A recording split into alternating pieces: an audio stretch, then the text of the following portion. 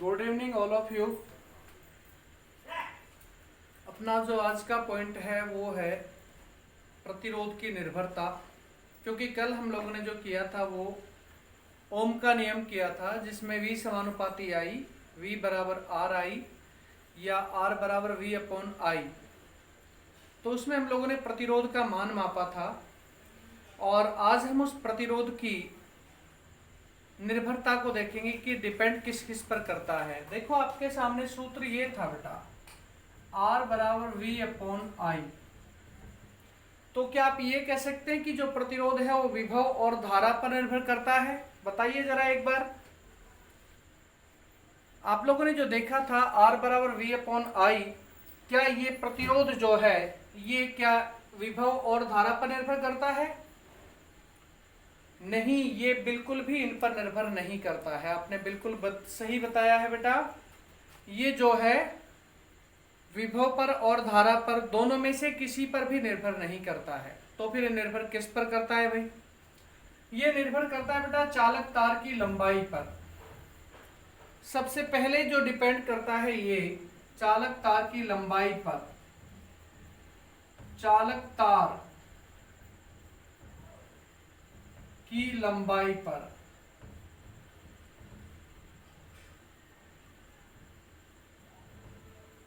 चालक तार की लंबाई पर डिपेंड करता है। कैसे डिपेंड करता है? यदि किसी चालक तार के अनुप्रस्थ काट क्षेत्रफल को आप नियत रखें और उसकी लंबाई को बढ़ावें तो प्रतिरोध का मान बढ़ेगा, अर्थात R समानुपाती L होगा। मैंने एक शर्त बताई है कि क्षेत्रफल को आप नियत रखें और लंबाई को बढ़ाएं। पहले मान लो कितनी लंबाई थी, आपने इसको बढ़ा दिया, इतना कर दिया, तो अब इसका जो प्रतिरोध है वो बढ़ेगा। तो R समानुपाती क्या हो गया बेटा? R समानुपाती हो गया L, समीकरण संख्या 1 हो गई। अर्थात अनुप्रस्थ काट क्षेत्र, स्थिर अनुप्रस्थ काट क्षेत्र की उपस्थिति में किसी चालक तार के सिरों पर या चालक तार का जो प्रतिरोध है वो उसकी लंबाई के समानुपाती होगा। कब होगा बेटा लंबाई के समानुपाती? जब अनुप्रस्थ काट क्षेत्र कैसा हो? नियत हो। जब अनुप्रस्थ काट क्षेत्र नियत होगा तब होगा ऐसा। दूसरा जो कारक है वो है चालक तार के अनुप्रस्थ काट क्षेत्रफल। दूसरा जो कारक है वो क्या है? चालक तार का अनुप्रस्थ काट क्षेत्र। अनुप्रस्थ काट क्षेत्र। देखो भाई, यदि मान लीजिए आपके पास एक संकरी सी गली है और उसमें से आप सबको गुजरना है, तो क्या आप आराम से गुजर पाएंगे? नहीं, आप उसमें से बिल्कुल आराम से गुजर नहीं पाएंगे। अब यदि मान लो उस गली को 3 गुनी चौड़ी कर दी जाए, फिर 2 गुनी चौड़ी कर दी जाए, तो क्या आप अब आराम से निकल पाएंगे? बिल्कुल सही फरमाया आपने, अब आप उसमें से आराम से निकल पाएंगे। क्यों? क्योंकि आपके पास क्षेत्रफल बढ़ गया। तो सेम यही प्रोसेस यहां पे है। जो आवेश हैं उनको गुजरने के लिए जगह चाहिए और अनुप्रस्थ काट क्षेत्र बढ़ाने पर प्रतिरोध का मान क्या होगा बेटा? कम होगा। अर्थात एक नियत लंबाई पर यदि आपने अनुप्रस्थ काट क्षेत्र को परिवर्तित कर दिया तो चालक का प्रतिरोध भी 100% परिवर्तित होगा ही होगा। तीसरा जो कारक है, तीसरा जो इसके अलावा जो कारक है वो है चालक तार की सुगमता या फिर चालक तार की चालकता। चालक तार की सुगमता।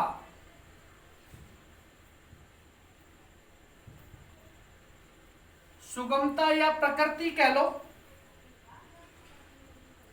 या प्रकृति कह लो आप।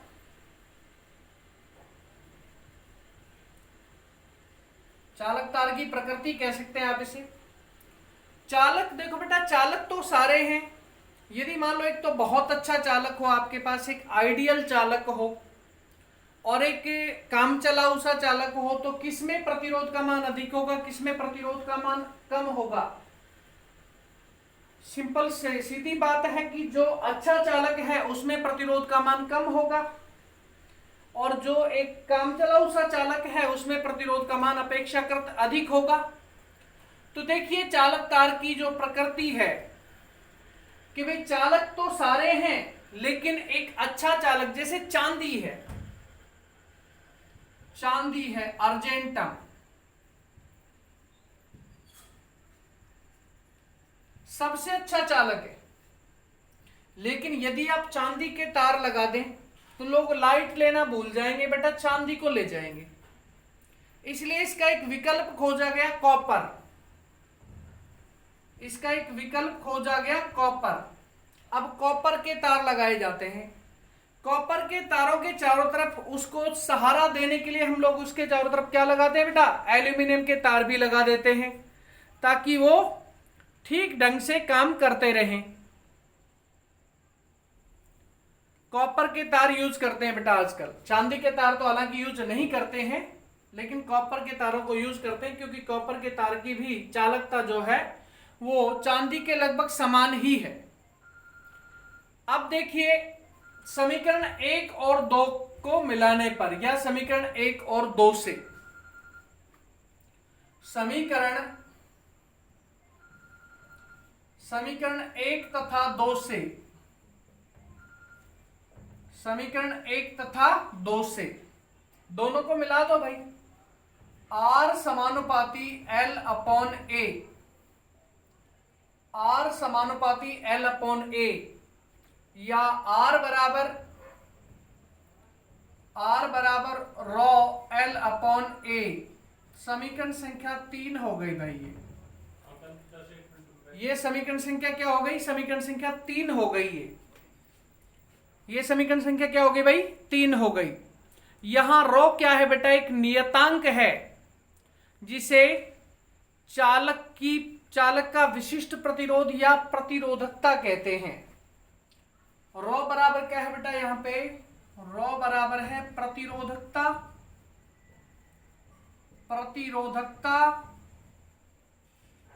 या विशिष्ट प्रतिरोध।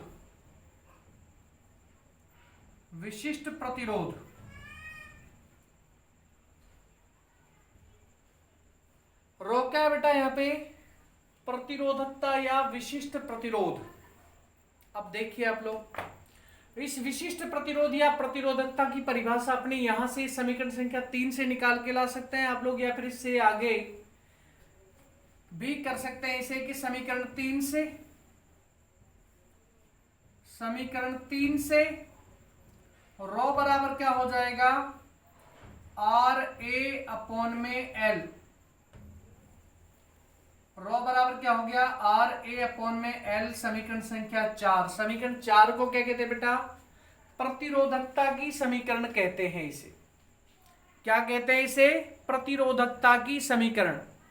अब इस प्रतिरोधकता का मात्रक खोजना है हमें क्या खोजना है, इसका मात्रक। तो देखिए अपन इसके लिए यहां चलते हैं, इधर थोड़ा सा यहां चल लेते हैं इधर। रॉ बराबर में है आपके पास आर ए अपॉन में एल। अब इस आर का मात्रक क्या है बेटा, ओम है। क्षेत्रफल का मात्रक हो गया मीटर स्क्वायर, और लंबाई का मात्रक है मीटर। अब ये बता दो आपकी इसमें से कट क्या क्या रहा है, इसमें से कट क्या क्या रहा है ये बता दो आप तो मेरे को। ये आपके सामने है रॉ बराबर आर ए अपॉन में एल।